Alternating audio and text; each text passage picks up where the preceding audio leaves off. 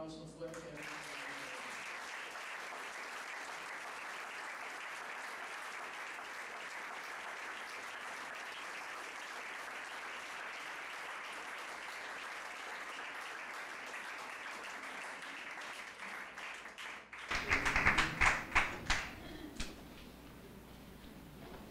Tengan todos buenas tardes.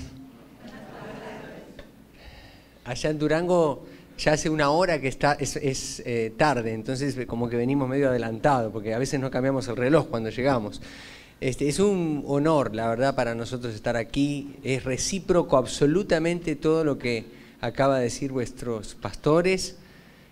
Para nosotros, Gustavo, Ruth y sus 4 hijos, y ahora hijos políticos, y 5 hijos, perdón, con Eduardo, e hijos políticos y nietos, han sido una bendición desde que les conocimos, como contamos recién hace 10 años aproximadamente, y desde entonces se ha desarrollado una amistad que tiende a crecer con el tiempo y que va a seguir fructificando para la gloria de Dios. Le voy a dar a mi esposa para que ella salude, porque luego me van a tener que aguantar un ratito a mí. Damos gracias a Dios por estar esta mañana con ustedes. La verdad que nos quedamos sin palabras para decirles también cuánto les amamos, cuánto les admiramos. Hemos visto la obra de Dios en sus vidas, en la vida de sus hijos, y eso ha ministrado nuestro corazón profundamente. Y aprendemos mucho cada vez que venimos y cada vez que compartimos. Gracias por todo el amor, por el cariño, por chipilearnos, y sé que la iglesia tiene la misma unción de sus pastores. Gracias por ese amor. Y el Señor, yo le decía, Señor, ¿qué tienes para la congregación en este día, aparte de la palabra que el Señor trae? Y el Señor me ponía en mi corazón que viene un tiempo de crecimiento poderoso para la iglesia. Y que el crecimiento tiene que ver con ese amor que ustedes van a mostrar, que va a ser una pequeña muestra al mundo del amor de Dios. Y es la unción que el Señor ha puesto en esta congregación. Y quería leerles Isaías 61, donde esta palabra es para cada uno de ustedes, porque si van a crecer, no va a ser porque el pastor salga a predicar, sino porque el Señor ha ungido y va a levantar a muchos de estos siervos en este lugar. El Espíritu de Jehová, el Señor, está sobre mí porque me ungió Jehová y me ha enviado a predicar buenas nuevas a los abatidos, a vendar a los quebrantados de corazón, a publicar libertad a los cautivos y presos, apertura de la cárcel, a proclamar el año de la buena voluntad de Jehová y el día de venganza del Dios nuestro, a consolar a todos los enlutados, a ordenar que a los afligidos de Sión se les dé gloria en lugar de ceniza, óleo de gozo en lugar de luto, manto de alegría en lugar de espíritu angustiado, y serán llamados árboles de justicia, plantíos de Jehová, para gloria suya. Reedificarán las ruinas antiguas y levantarán los asolamientos primeros, y restaurarán las ciudades arruinadas, los escombros de muchas generaciones. Y el Señor va a levantar de acá evangelistas, maestros, adoradores, consejeros, aquellas personas con don de liberación para poder cumplir su tarea. Y lo va a hacer a través del amor que el Señor ha puesto en cada uno de ustedes, que ha sido derramado a través de Cristo Jesús. Así que gloria a Dios por esa unción poderosa, pero dígale, Señor, ¿dónde estoy? ¿Qué evangelista, maestro, dónde me quieres? Porque este es un año poderoso de crecimiento y yo soy parte. El Señor te ha enviado a ti. Amén. Dios les bendiga, les amamos y no tenemos palabras para agradecer todo lo que han sembrado pastores y la iglesia en nuestras vidas y sus hijos. Amén. Amén. Muchas gracias. Gracias. Reciban también el cariño de Misión Esperanza, la iglesia que Dios nos ha dado el privilegio de pastorear ahí en la ciudad de Durango. Cuando vayan por aquellos lugares, ahí tienen también su casa para que nos visiten el domingo o el día entre semana, ahí nos contactan por medio de sus pastores. Quiero decirles también que los pastores han estado el año pasado, si mal no recuerdo, en un par de ocasiones, estuvieron para la puesta de la piedra principal, pero también estuvieron ministrando a los matrimonios Esperanza y los matrimonios Plus, y y fue una gran bendición. Hasta el día de hoy los matrimonios hablan de las enseñanzas que les dejaron sus pastores y que las están aplicando en sus vidas. Sobre todo las enseñanzas más fuertes no son las que se dan de un púlpito, sino las que se ven que viven las personas. Así que yo cada vez que vengo, yo le digo a Gustavo, mirá, si querés que predique, qué bueno, pero yo voy para estar con vos. Yo voy para estar contigo y con tu esposa y con tus hijos, y eso para mí es lo más importante. En el compañerismo cristiano es donde el Espíritu de Dios, donde se da la koinonía, ¿no? La comunión del Espíritu Santo, que es la que nos trae realmente el crecimiento y la que nos expone a la obra del Espíritu Santo. Yo quiero compartirles algo que Dios me puso en mi corazón y confirmó a través de cada una de las alabanzas que cantaron los muchachos. Quiero decir que cuando nos invitan a predicar a algún lugar, a los pastores, no nos es tan fácil captar lo que Dios quiere hacer. Es mucho más fácil predicar en nuestras congregaciones porque sabemos la situación de vida que se está viviendo, la coyuntura por la que estamos, pero siempre nosotros nos decimos entre los pastores, no, predica lo que Dios te dice, y eso es lo peor que nos pueden decir a los pastores. Yo preferiría que me digan, predica de Juan capítulo 15, verso 3, y ahí, ¿no? Entonces uno está bajo esa cobertura, pero cuando te dicen así que bueno, yo intuyo que esto es lo que Dios quiere que hoy comparta, y quiero pedirle que me acompañe a Ageo capítulo 1, verso 12. Ageo capítulo 1, verso 12, estamos hablando de los últimos libros del Antiguo Testamento, el profeta Ageo, capítulo 1, verso 12 al 15, me voy a permitir leer de la Nueva Traducción Viviente, que veo que es una de las que están usando aquí.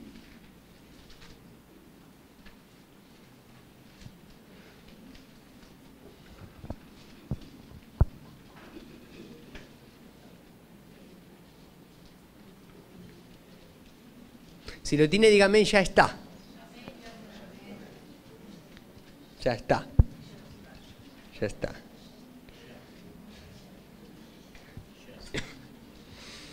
Dice así, Ageo capítulo 1, verso 12 al 15 inclusive. Entonces Zorobabel, hijo de Salatiel, y Jesúa, hijo de Josadac, el sumo sacerdote, y todo el remanente del pueblo de Dios, comenzaron a obedecer el mensaje del Señor su Dios. Cuando oyeron las palabras del profeta Ageo, a quien el Señor su Dios había enviado, el pueblo temió al Señor. Luego Ageo, el mensajero del Señor, dio al pueblo el siguiente mensaje del Señor. Yo estoy con ustedes, dice el Señor. Entonces el Señor despertó el entusiasmo de Zorobabel, hijo de Salatiel, gobernador de Judá, y de Jesúa, hijo de Josadac, el sumo sacerdote, y de todo el remanente del pueblo de Dios. Comenzaron a trabajar en la casa de su Dios, el Señor de los ejércitos celestiales, el 21 de septiembre del segundo año del reinado del rey Darío. Amén. ¿Me acompaña a orar? Si quiere levantar su mano derecha, en señal de fe, en señal de confianza, de receptividad. Padre, en el nombre de Jesús, nosotros te decimos en primer lugar, gracias por permitirnos disfrutar de tu presencia. Señor, esto es algo que el mundo no conoce. Y gracias, Señor, porque en esa presencia hoy hemos experimentado una pizca, diría yo, de tu gloria. Ha sido algo maravilloso. No me imagino lo que será estar un día en tu presencia, pero hoy tú estás aquí y esa gloria se ha manifestado. Los enfermos han sido sanados por el poder de Dios. Hoy nosotros declaramos esa verdad, porque tú eres el mismo ayer, hoy y por siempre. Y hoy, Señor, los que estaban cautivos son liberados por el poder de Dios. Hoy los que estaban, Señor, indecisos, son convencidos por la obra del Espíritu Santo para caminar en esa convicción en base a la verdad tuya. Hoy, Señor, los que están perdidos pueden ser pasados a la vida. Hoy declaro salvación en este lugar. Y si una persona que está en este lugar, cualquiera sea, hoy no tiene una experiencia de conocerte como Señor y Salvador, hoy te pedimos que sea trasladado de las tinieblas a la luz, de Satanás a Cristo. Y en el nombre de Jesús nosotros ahora derribamos todo argumento, derribamos toda tiniebla que se levanta contra el conocimiento de Jesús en este lugar. Señor, tu iglesia abre los oídos para escuchar tu verdad y nos exponemos frente a ella. Espíritu Santo, haz lo que quieras y lo que tengas que hacer en este lugar. En el nombre de Jesús oramos. Amén. Y amén.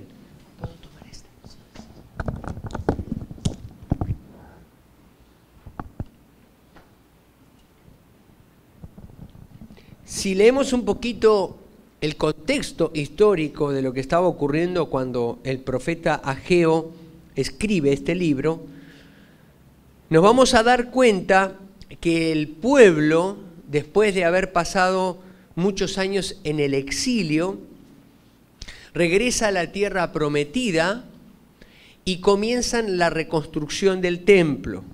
Pero como toda cosa que uno comienza en el Señor, bajo la guía de Dios y queriendo obedecer al Señor, encuentra crisis de fe. Empezamos algo y nos desanimamos por alguna razón. El diablo es especialista en venir y desanimarnos. Entonces ahí aparecen los profetas, específicamente el profeta Ageo y Zacarías, que son contemporáneos de Esdras, que fue el sacerdote que vino a reconstruir, y luego Nehemías, que ustedes conocen, y Zorobabel, el gobernador. Entonces, contemporáneos de esto se levantan Ageo y Zacarías, por mano de Dios, para animar al pueblo a que no deje de reconstruir el templo. Y como bien leímos en estos 3 versículos, el pueblo escucha la palabra de Dios y obedece. El Antiguo Testamento está lleno de ejemplos donde los profetas hablaron, predicaron, enseñaron. Incluso esa enseñanza a veces fue a través de hechos dramáticos, como por ejemplo desnudarse, andar caminando semidesnudo, tirar un hacha en un lugar, que vengan cuervos, gritar, ayunar, etcétera, distintas formas, y el pueblo no escuchó. Es más, la mayoría de los mensajes que dieron los profetas en el Antiguo Testamento no encontraron eco en sus contemporáneos. Es decir, hablaron y no tuvieron éxito, por lo menos en el tiempo en que ellos profetizaron. Tenemos el ejemplo de Jeremías, uno de los grandes profetas del Antiguo Testamento, uno de los libros más extensos, después de Isaías quizá el más extenso, y encontramos un profeta que no fue oído por sus contemporáneos. Él decía, se va a destruir Jerusalén, van a venir los babilonios, y nadie lo escuchó, y eso fue lo que ocurrió. Ya después, como se cansó, empezó a hacer un disco de lamentos. Lamentaciones no es sino una sucesión de poemas para un velorio, ¿no? El entierro de Jerusalén. Muy bien. En este caso vemos todo lo contrario. En este caso vemos una experiencia donde el pueblo sí oye. Y yo creo que este es el mensaje que puso Dios en mi corazón, porque ustedes son tierra fértil.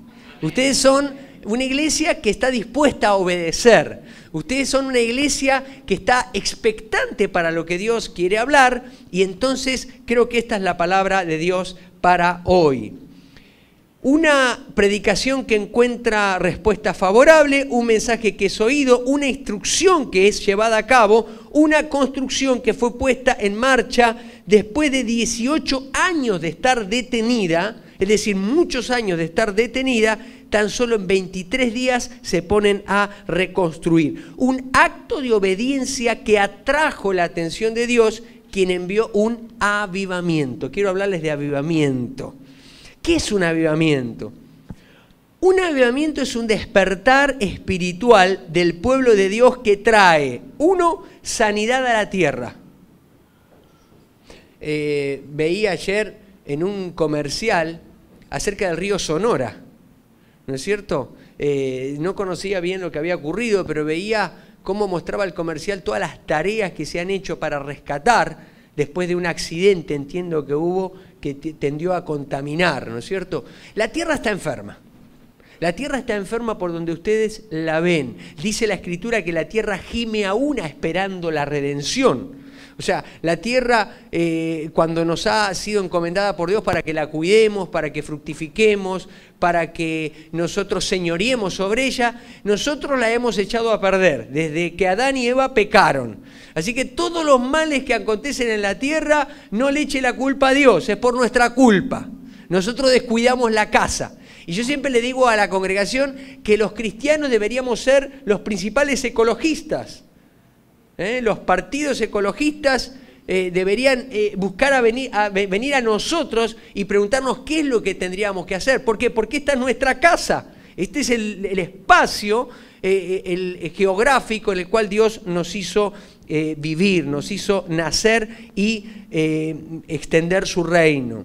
Lo segundo es santidad a su pueblo. Entonces, sanidad a la tierra y en segundo lugar, santidad a su pueblo. Eso es un avivamiento, un despertar espiritual que trae establecimiento del reino de Dios en el mundo. Tres cosas: sanidad a la tierra, santidad a su pueblo y establecimiento de su reino en el mundo.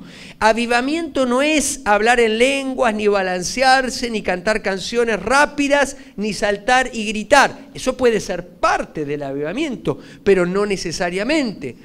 Durante algunos años en la iglesia se ha levantado el mito de que bueno, ahí viene el avivamiento porque estamos cantando canciones como avivadas, ¿no es cierto? O sea, como rápidas o como de guerra espiritual, ¿no? Y no necesariamente. Avivamiento es pasión renovada por el Señor, amor por las almas perdidas, santidad en la vida del creyente, convicción de pecado en los no creyentes, establecimiento de su reino en el mundo. Es decir, que las estructuras de maldad sobre las cuales están asentadas las bases de la sociedad en la que vivimos, tienen que ser conmovidas. Parte de la visión que nosotros tenemos en la iglesia, ahí en Durango, y una y otra vez lo recalcamos, es que la iglesia no está para llenar lugares. Bueno, pastor, dicen, ahora estamos en un lugar un poquito más grande y ahora vamos a llenar otro. No somos una caja de zapatos que se llena con gente y ya logramos la victoria. No tiene nada que ver con eso. La iglesia, una iglesia significativa en una ciudad, es aquella que transforma la sociedad.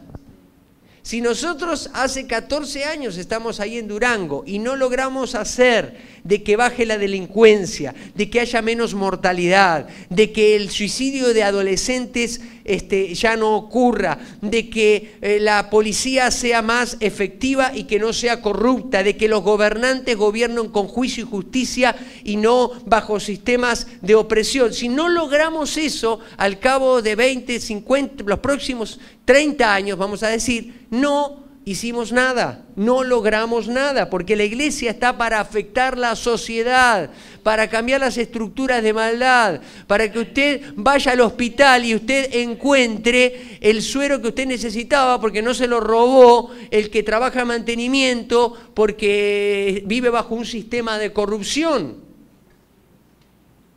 Para eso está la iglesia. Y obviamente para traer a las almas a Cristo, porque nosotros sabemos que nuestra asignación en este mundo es temporal. Nosotros tenemos una vida eterna. Y cuando nosotros predicamos el Evangelio, cada vez que predicamos el Evangelio, el infierno tiene que ser sacudido por personas que son trasladadas de las tinieblas a la luz. Y probablemente hoy ocurra algo de eso en este lugar. Todos queremos un avivamiento. Si yo les preguntara a sus pastores si ellos quieren un avivamiento, levantaran las dos manos, yo levanto las dos manos, el pie me tiro abajo, no sé. Un despertar de parte de Dios. ¿Por qué? Porque eso es algo que nosotros no podemos hacer. Eso lo produce Dios. Pero nosotros lo podemos provocar. A veces nosotros le asignamos la responsabilidad del avivamiento todo a Dios. Que Dios traiga el avivamiento, que Dios... para algunos el avivamiento es que se convierta la suegra, para otro...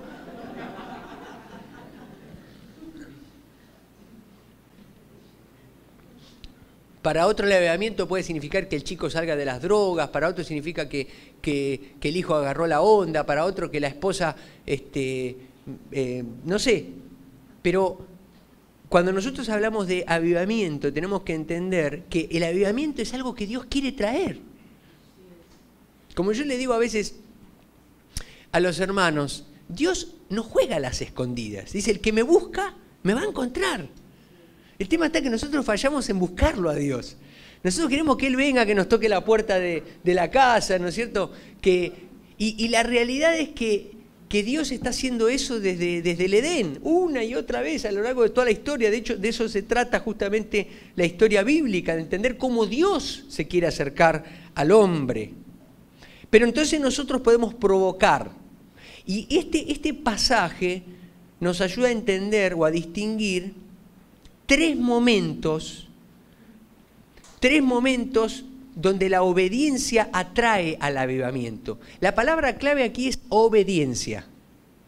La obediencia atrae al avivamiento. O sea, Dios quiere enviar su avivamiento y ve una persona obediente, ve una familia obediente, ve un pueblo obediente. En este caso, un pueblo que escucha la palabra del profeta y contra todo pronóstico de sus antepasados, que ya vimos que no los habían escuchado, ahora el pueblo se pone a obedecer y hace la voluntad de Dios.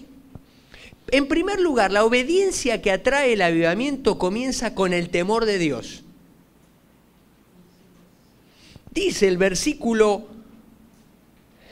12, en la última parte, cuando oyeron las palabras del profeta Ageo, a quien el Señor su Dios había enviado, el pueblo temió al Señor. Diga conmigo, el pueblo temió al Señor. Es interesante que algunas versiones bíblicas, algunas traducciones, como Dios habla hoy, traduce sintieron miedo. El pueblo sintió miedo. Lo primero que sucedió una vez que la palabra del profeta fue dada es temor. Nosotros tenemos un grave problema. Cuando digo nosotros me refiero a la iglesia en general. Tenemos un grave problema con la palabra temor.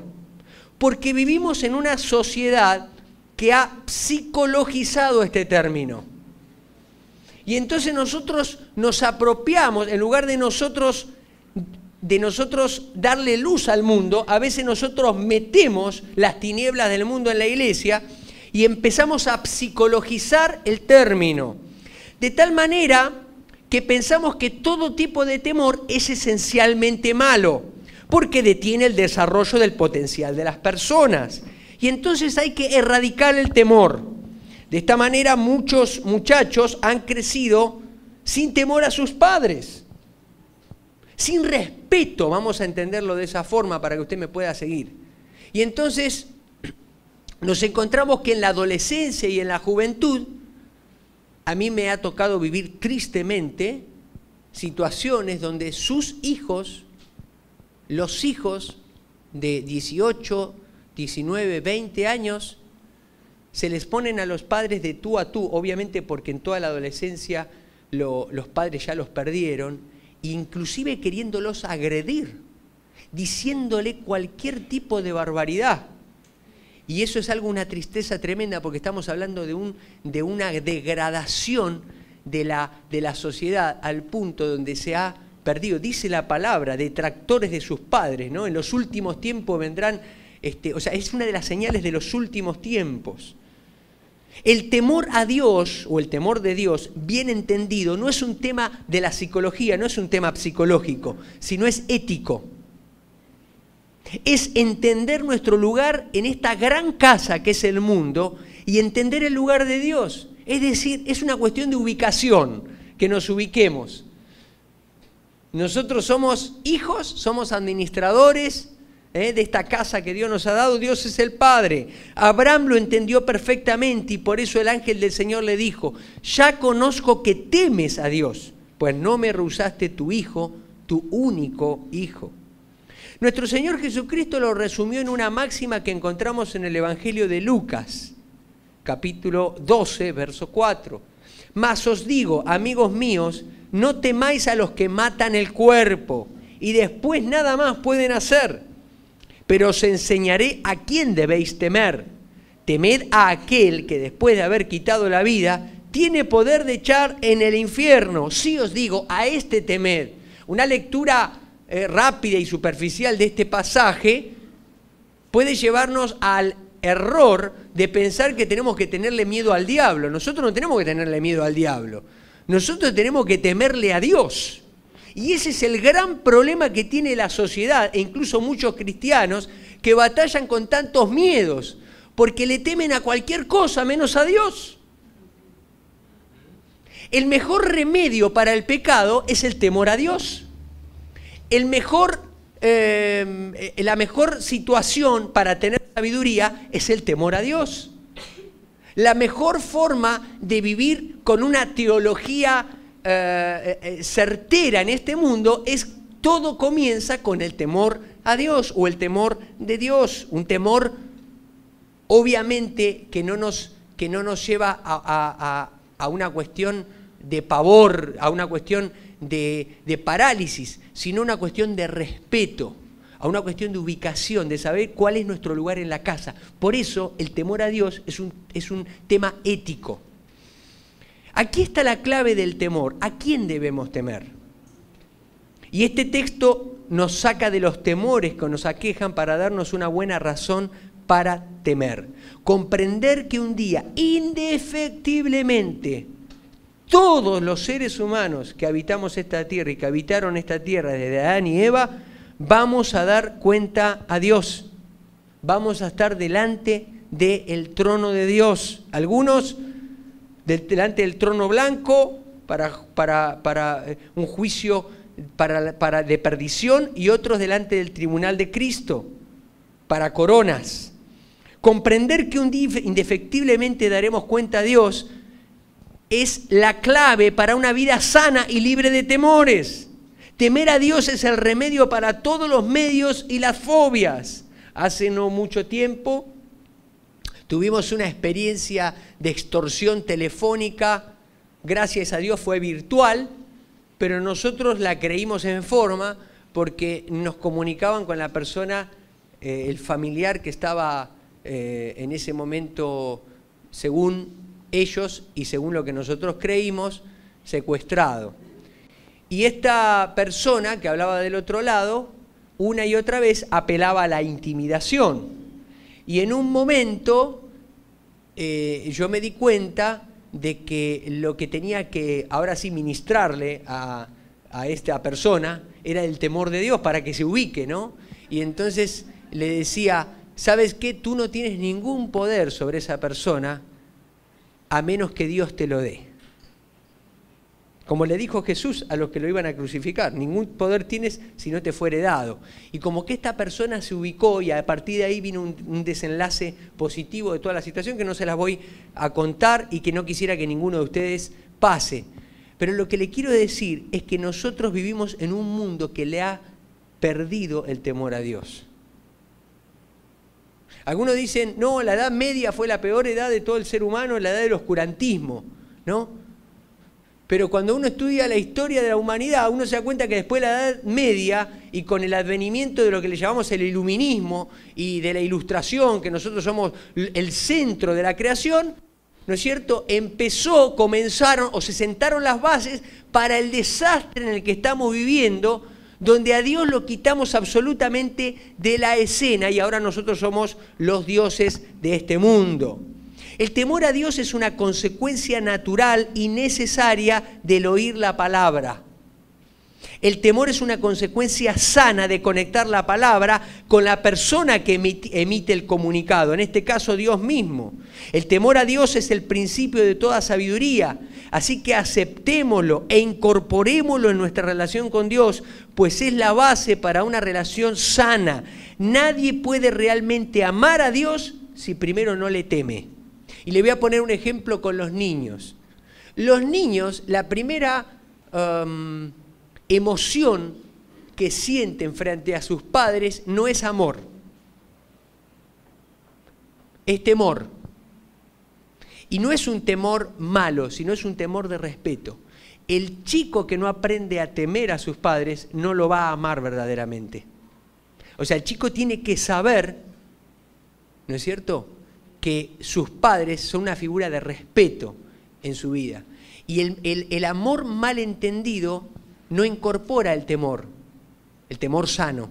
Y entonces tenemos hijos inseguros, tenemos hijos que son detractores de sus padres, como acabamos de decir, que no respetan, tenemos hijos que se burlan. Estoy hablando a nivel sociedad, ¿eh? Yo sé que eso aquí no pasa, pero lo digo por un tema de que por ahí podamos llegar a entender mal esto. Hay una película que me acuerdo hace un tiempo vimos con mi familia, SOS, una familia en apuros, donde los abuelos se ven en apuros porque la crianza que tuvieron sus nietos no tenía límites. Los padres se van, no sé por qué, le dejan a los abuelos, ¿no es cierto? Yo sé que acá los abuelos más felices de la congregación son los pastores, ¿no? Y quieren que siempre le deje sus nietos. Pero estos personajes de esta película le dejan los niños y no saben qué hacer porque los chicos no tenían ningún límite, no tenían límite de nada. Y ustedes saben que la función de los abuelos no es poner límites. Criar a los chicos es una responsabilidad de los padres. Cuando Moisés subió al Sinaí, tuvo que establecer límites para que el pueblo no muriera. Fíjense, de los 10 mandamientos, 8 empiezan con no. ¿Se dio cuenta de eso? No matarás, no hurtarás, no cometerás adulterio, no tendrás dioses ajenos. Lea Éxodo capítulo 20, que se repite en Deuteronomio 5. Ay, pero nosotros estamos en la psicología, en la sociedad de la psicología del sí. Dile todo que sí, sí, sí, sí, sí. Y Dios empieza con no. ¿Por qué? Porque nuestra tendencia es a desbandearnos. Entonces el no nos establece límites para que realmente podamos vivir en libertad. Dios nos da límites para protegernos, para darnos seguridad. Son límites para nuestra bendición. Cuando tú le dices a tu hijo, no cruces la calle, si no vas conmigo de la mano, tú lo estás protegiendo. Cuando tú te vas de tu casa y le dices a tu hijo, no enciendas el televisor porque no voy a estar tener el control de lo que tú vas a ver, tú lo estás protegiendo. La obediencia que trae el avivamiento comienza con temor a Dios. No sé cuántos han tenido la oportunidad de ver el film El Remanente. Allá en Durango se estrenó hace algunos... ¿Sí llegó aquí a Ciudad Obregón? Sí. Yo creo que llegó antes, ¿no es cierto? Más o menos en las mismas fechas llegaron, sí. Digo, usted puede estar o no de acuerdo con la teología del rapto premilenialista, dispensacionalista que está detrás de la película. Pero yo le doy una gran bienvenida a esta película, porque es un tema que la Iglesia descuidó por los últimos 25 años, el tema de la segunda venida de Cristo. Y entonces, como platicábamos hace un tiempo con vuestro pastor, decíamos cuánto nos hemos ocupado por tratar de vivir mejor esta vida y no entendemos que nuestra vida aquí es una asignación temporal. Un consiervo nuestro, ayer nos enteramos que falleció de 40 años. Digo, yo tengo 42 y yo cuando lo vi pensé que él era más grande que yo y resulta que no, que es más joven y ya partió de este mundo. Es decir, nuestra vida es temporal. Y si nosotros no pensamos en estos grandes temas que tienen que ver con el final de los tiempos, donde nosotros como iglesia vamos apresurando los tiempos del Señor, pero Cristo también viene a buscarnos y nos encontramos como la novia, ¿no es cierto?, con el esposo, en ese encuentro, ¿no es cierto?, en la eternidad con la historia. Si nosotros no hablamos de estos temas, nuestros hijos van a vivir en la inseguridad de que a ver qué le pasa a este mundo. Y cualquier persona de las que vivimos en este planeta nos tenemos que conciliar con la realidad de que este mundo cada vez va de mal en peor.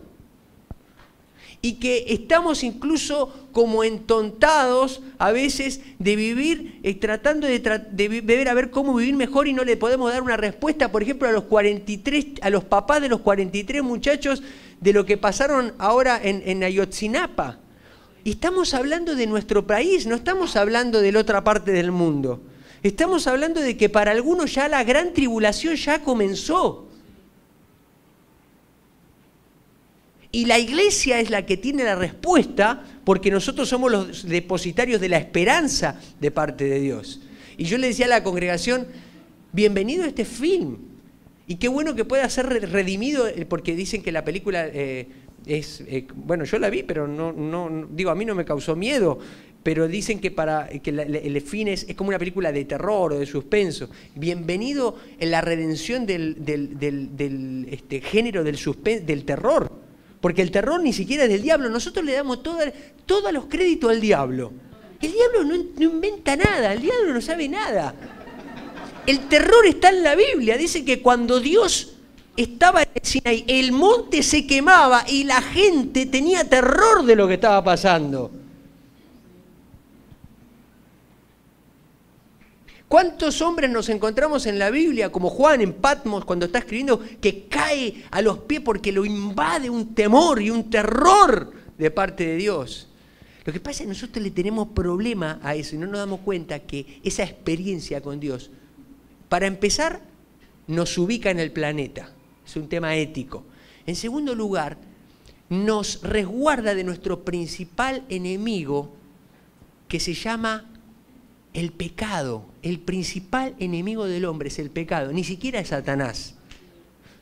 Ustedes saben, conocen esa historia, ¿no? De que una vez encontraron al diablo que estaba en una esquina y estaba llorando y le preguntaron, ¿qué te pasa? Y dice que los cristianos me echan la culpa de todo, ¿no? Sí. Nosotros somos buenos para cualquier cosa, el diablo tuvo la culpa, ¿no? De hecho, Eva le echó la culpa a la serpiente que la había engañado. Y Adán, que no era ningún tonto, le echó la culpa a Eva, ¿no?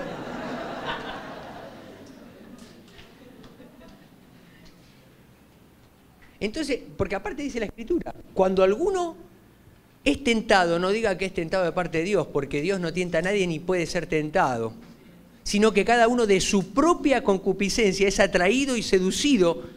Es decir que, como dice Pablo, el pecado que mora en mí. O sea que el diablo es responsable de 1/3 de nuestro pecado. Porque nosotros somos tentados por nosotros mismos, por el mundo y por el diablo. Pero nosotros le echamos la culpa de todo. El 100% es de él. No le dé tanto crédito al diablo. Ahora, Jesucristo en la cruz obtuvo la triple victoria. Venció al mundo, por eso esta es la fe que vence al mundo. ¿No es cierto? Nuestra fe es lo que vence al mundo. Venció al mundo, venció a Satanás, le aplastó la cabeza y venció también al pecado, es decir, a la carne, en su propia carne. ¿Por qué no le da un aplauso al Señor? Dice, gracias Jesús, gracias por esta triple victoria.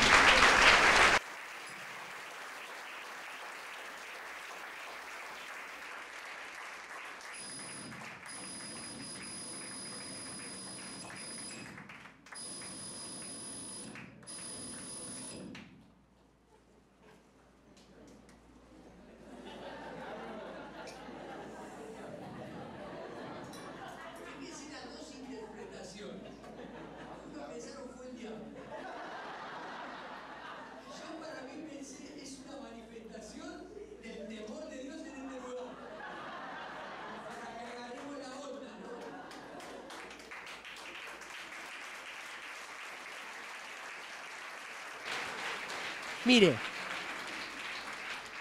si usted desarrolla una teología sana, usted se va a dar cuenta que Dios siempre es la primera causa de todo lo que sucede.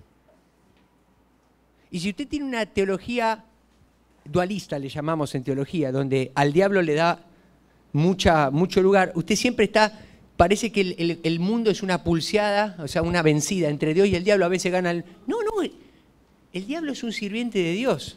Lea Job y se va a dar cuenta cuando Job llega a la presencia de Dios. Nosotros le hemos dado mucho crédito. Fíjese cuando el hebreo, ¿no es cierto?, tenía una clara concepción de esto. Dice que Dios endureció el corazón de Faraón. ¿No es cierto? O sea, siempre la primera causa de todo es Dios. Pero bueno, eso es tema de otra vez que me inviten sus pastores y platicamos. Entonces, ¿qué es lo primero que te produce escuchar la palabra de Dios? Lo primero que debería, porque dice aquí, dice, Y él dice, cuando oyeron las palabras del profeta Ageo, a quien el Señor su Dios había enviado, el pueblo temió al Señor. O sea, apenas oyeron la palabra, lo primero que se produjo fue el temor de Dios. Y si usted va a ver que generalmente ocurre esto en la historia de la iglesia, ocurre esto en la historia del pueblo de Israel. En el primer culto, ¿no es cierto? El primer culto en forma, la iglesia primitiva, 12 murieron. Ananías y Zafira. Venían como ahora, venían a traer la ofrenda, ¿no es cierto? Vinieron, trajeron la ofrenda y dice, ¿qué traes? Y mintieron al Espíritu Santo y el primer culto, un velorio. ¿Sí o no? Nosotros queremos leer ahí que estaban todos danzando, aleluya, gloria a Dios, en la presencia del Señor y el Espíritu, qué lindo. No ocurrió eso. El primer acto salvífico de Dios en la historia de la humanidad fue un diluvio. Lea, después de Adán y Eva, ¿no es cierto? Y después vino la manifestación de la gracia con el arco iris. Pero lo primero que sucedió, ¿qué fue? Un diluvio. Dice que Dios se cansó y dijo, voy a raer, ¿no es cierto?, todos los seres humanos de la tierra. Y salvó a 8 por gracia. En segundo lugar, la obediencia que atrae el avivamiento deviene o se traduce en confianza en Dios. Yo estoy con ustedes. Eso fue lo segundo. Primero el temor de Dios y luego confianza. Diga conmigo, temor de Dios, y entonces confianza. Después de experimentar temor, el pueblo recibe otro mensaje de Ageo que les da confianza. Yo estoy con ustedes, dice el Señor. O sea, la confianza no viene por echarle ganas, el potencial está en ti, sacar lo mejor de adentro. No, dice el Señor, está contigo. O sea, la confianza viene por la presencia del Señor que está con nosotros. La confianza a los discípulos cuando Jesús iba a dejar la tierra vino porque le dijo, me voy a ir, pero les voy a enviar a otro que es de mi misma naturaleza, pero que es otro que se llama el Espíritu Santo o el Espíritu de verdad o el Consolador, el Paracleto, uno que viene a estar al lado de otro. No podemos burlar el orden de Dios, queridos hermanos y amigos. Primero es el temor a Dios, es entender mi posición, mi responsabilidad, mi condición, y luego viene la confianza. Muchas personas que desean ser cristianos de verdad no experimentan el poder de Dios y la libertad total en sus vidas a causa de que recibieron un evangelio confianzudo, así le llamo yo. Un evangelio de ofertas, donde Dios es una especie de Aladino que me cumple. Tengo una necesidad, froto la lámpara y Dios se manifiesta. Estoy en deudas que me costaron 20 años de hacer lo que quise con mi billetera y de decirle sí a todas las tarjetas de crédito que me dicen que soy una persona maravillosa y que por eso el banco me beneficia. Y después quiero que en un santiamén Dios me bendiga y todo se pague y todo esté bien. Cuando en realidad Dios me tiene que enseñar administración. Y voy a tener carencias y voy a tener que aprender a tomar responsabilidad. Este evangelio confianzudo propone que la Biblia es un libro de superación personal, que me da consejos para desarrollar todo el potencial que hay en mí. Digo, nosotros fuimos entrenados para estudiar esta palabra, la mayoría de los pastores sabemos hacer algún tipo de exégesis y la realidad le podemos hacer decir a la Biblia lo que querramos. Lamentablemente, por eso hay tantas iglesias que se parecen a la cristiana, pero no lo son. Y usted dice, pero es todito igual. Sí, pero hay algo, usted va a percibir. ¿Por qué? Porque el Espíritu de Dios le da discernimiento.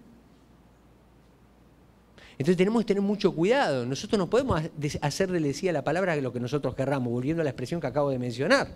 Nosotros tenemos que sujetarnos a lo que el Espíritu dice a las iglesias, a lo que Dios quiere hablar. En este evangelio o esta teología del evangelio confianzudo, el pastor es una especie de chamán que me hace limpias para seguir adelante y sentirme bien. Pastor, óreme para que me vaya bien en la relación con mi novia. El tipo está teniendo relaciones antes del matrimonio está viviendo en pecado, está haciendo lo que se le da la gana, pero quiere que le oren para que le vaya bien en la relación. Pastor, óreme porque voy a pasar del otro lado. Yo sé que eso no pasa en Obregón, pero como pasa en Durango lo menciono. Ah, sí, le digo, ¿y cómo vas a pasar? Es que hay un tío que se parece a mí. Y entonces tengo la credencial. Usted se ríe, pero antes de venirme, uno de los líderes de nuestra congregación me habla y me dice, pastor, voy por... mi esposa tuvo que salir de la ciudad porque uno de sus hijos lo encontró la migra y lo está deportando. ¿Pero por qué lo está deportando? Porque estaba trabajando con una credencial ilegal, o sea, de otra persona. Digo, yo sé que no pasa acá, pero lo menciono por las dudas para los que estamos en Durango como ejemplo. O sea, con todo esto, lo único que me queda decirles es, ¡qué horror! Diga conmigo, ¡qué horror! Eso no tiene nada que ver con el Evangelio. Josué sintió temor porque acababa, o sea, Josué, el líder que introdujo al pueblo a la tierra prometida, sintió temor porque acababa de morir su líder. Y sobre sus hombros recaía una responsabilidad para la cual se sentía inepto. Dios le dice más de 11 veces que se esfuerce y sea valiente. Y luego le promete su presencia. No temas ni desmayes porque el Señor tu Dios estará contigo a donde quiera que vayas. La confianza viene de la presencia del Señor que está con nosotros. A los discípulos que se quedaban sin la presencia física de su maestro, Jesús le dice, les doy toda autoridad. Vaya y haga discípulos a todas las naciones, bautizándolos en el nombre del Padre y del Hijo y del Espíritu Santo, enseñándoles que guarden todas las cosas. Y aquí, yo estoy con ustedes todos los días hasta el fin del mundo.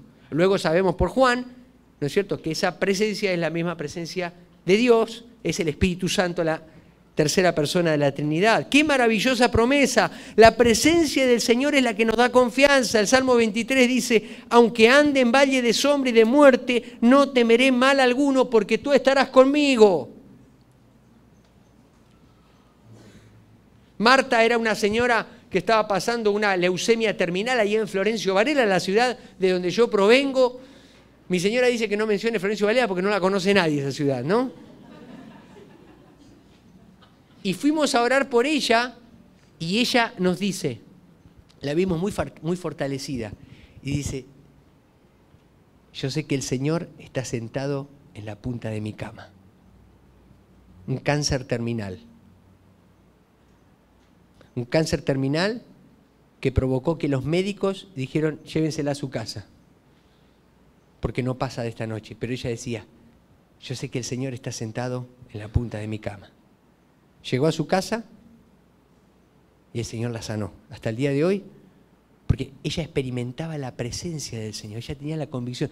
Su fortaleza no era lo que le dijeran el diagnóstico médico o el tratamiento, era la presencia del Señor. Aunque ande en valle de sombra y de muerte, no temeré mal alguno, porque tú estarás conmigo. Dios promete su presencia y esta es la más rica de las bendiciones. La mayor bendición con la que tú y yo podamos contar es su presencia. La mayor bendición de Dios que podemos tener en nuestras vidas no son bienes o hijos o proyectos, sino su presencia. La mayor bendición que podemos tener como iglesia no son auditorios o programas o equipos o eventos, sino su presencia. ¡Qué tiempo maravilloso que tuvimos en este lugar!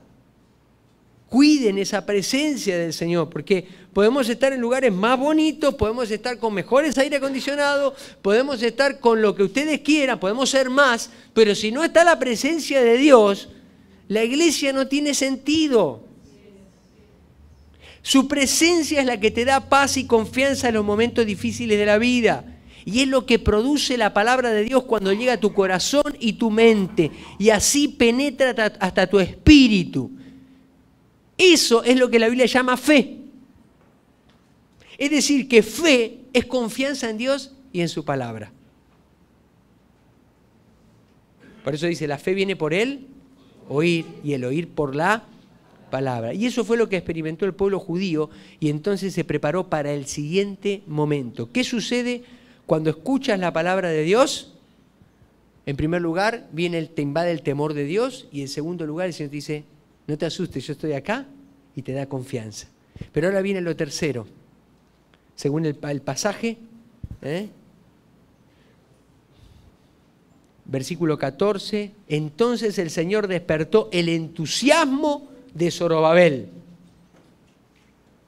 El verbo que se utiliza para despertar significa varias cosas tales como levantar, provocar, excitar, incitar, motivar, abrirle los ojos a alguien.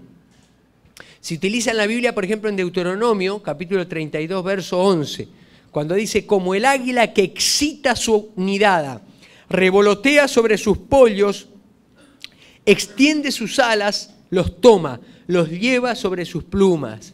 ¡Qué preciosa imagen! Algunas versiones dicen que el Espíritu del Señor despertó el espíritu de Zorobabel. La Nueva Traducción Viviente que nosotros tenemos dice despertó el entusiasmo. Esta es una palabra que también la hemos entendido mal, porque entusiasmo es una palabra que tiene su raíz en Dios, en Teos. O sea que realmente el verdadero entusiasmo en nuestra vida, para los que somos creyentes, tiene que venir de Dios. Los que no conocen a Dios, esto no lo entienden. Pero aún así, los que no conocen a Dios, ¿qué les hace terminar una obra de arte como la obra de Miguel Ángel en la Capilla Sixtina, o una obra de música, o una carrera, lo que sea? Es algo que proviene de parte de Dios, que Dios les dio a través de algún don, algún talento. O sea, porque toda buena dádiva y todo don perfecto proviene del Padre de las luces. Pero nosotros que tenemos la revelación de quién es el dador de todo eso, tenemos más responsabilidad. Necesitamos un avivamiento espiritual, no emocional. Muchas personas confunden avivamiento con moverse, saltar, cantar cantos efusivos, hablar en lenguas. Todo eso está bien, diga conmigo, está bien. Todo eso puede ser parte de un avivamiento, pero no es necesariamente avivamiento. Avivamiento tiene que ver con despertar espiritual, con un entusiasmo interior del espíritu, no de las emociones, con una actitud correcta de nuestro espíritu que se ve contrito y humillado y encuentra el lugar correcto para recibir la confianza de Jesús y luego el entusiasmo que produce el Espíritu Santo. Aquí tenemos el equilibrio que siempre está en la palabra presente, el Padre, el Hijo y el Espíritu Santo, temor de Dios, la confianza del Hijo y el entusiasmo del Espíritu Santo. Nosotros a veces queremos el entusiasmo del Espíritu Santo, queremos como que nos den manija, ¿vieron? Como una matraca y estar enchufado a 220 voltios, pero no tenemos confianza en el Hijo, porque confianza en el Hijo es confianza en su palabra. Cristo es la palabra hecha carne. Entonces queremos tener confianza en Dios, pero no conocemos la Biblia. Entonces confiamos en una caricatura de Dios, no en lo que Dios realmente es, porque nos hacemos una imagen errónea de quién es Dios. Y le andamos pidiendo cualquier cosa. Y andamos viviendo de una manera media chueca y queremos, como decíamos, que Dios nos bendiga. Esa no es la forma como Dios obra. Necesitamos un despertar, un avivamiento. Y esto es algo que solo Dios puede producir, pero que Él lo hace donde el terreno está preparado. Y es la obediencia la que trae o la que atrae el avivamiento. Necesitamos salir, entre otros, del letargo del secularismo. El secularismo es quitar a Dios de nuestra vida cotidiana y recluirlo en el templo. Muchos cristianos viven una vida con este concepto secular. Entro, vengo acá y me santifico. Paso por esa puerta. Om. Aleluya, hermano. Dios le bendiga. El Señor esté contigo, Jaciel. Dios te bendiga. Pero después cuando estamos en la casa se nos va esa unción. Y entramos a hablar de una manera golpeada y agredimos y chantajeamos. Secularismo, sincretismo.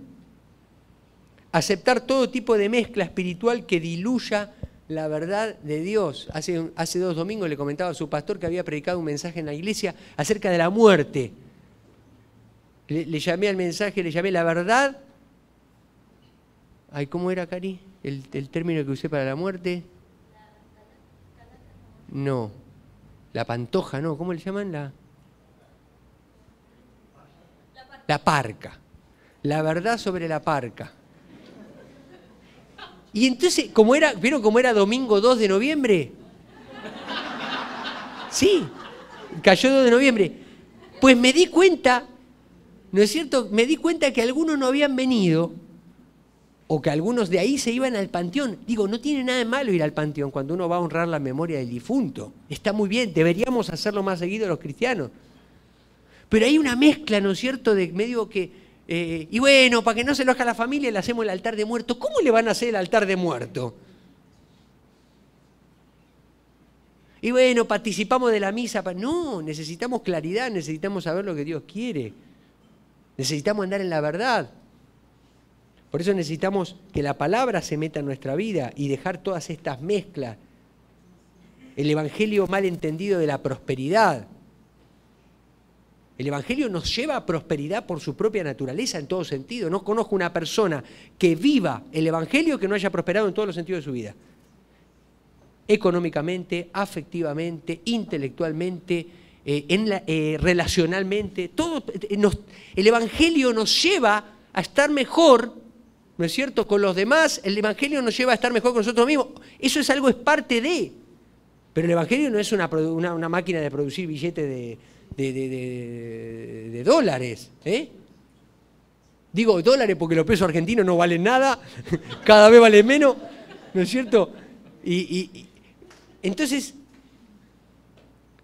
necesitamos quitar todas estas cosas de nuestra vida. El dualismo, vivir dos vidas paralelas, una la cristiana y la otra la de nuestras propias pasiones. Esto no tiene nada que ver con la obra del Espíritu.